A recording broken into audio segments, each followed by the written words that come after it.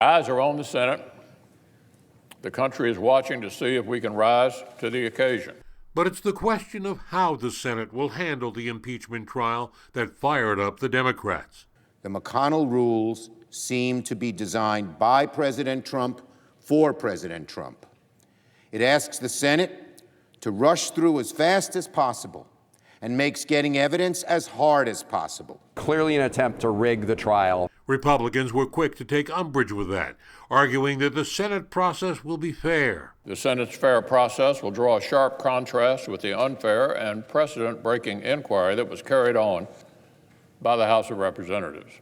Democrats attempted to subpoena State Department documents related to the president's withholding military funds to Ukraine until they launched an investigation into Joe Biden and his son. It failed. The yeas are 53, the nays are 47.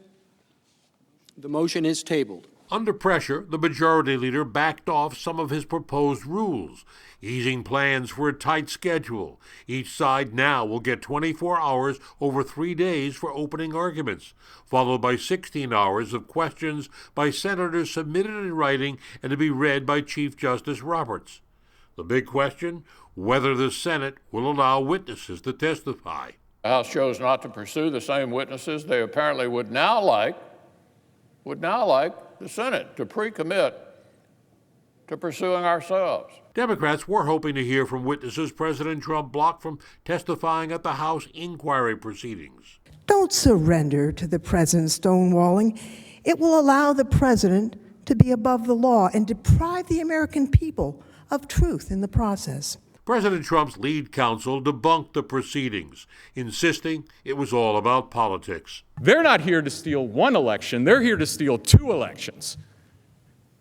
It's buried in the small print of their ridiculous articles of impeachment. They want to remove the President Trump from the ballot. You can expect that partisan bickering to continue. Democrats, they're most vocal with their demands for witnesses like White House Chief of Staff Mick Mulvaney and former National Security Advisor John Bolton. They want them to testify. Mitch McConnell, he's remaining adamant that he won't even consider the matter of witnesses, at least until after all the arguments are made and after the senators have an opportunity to ask the questions. The Senate trial resumes tomorrow at 1. In the newsroom, I'm Marvin Scott. Heidi?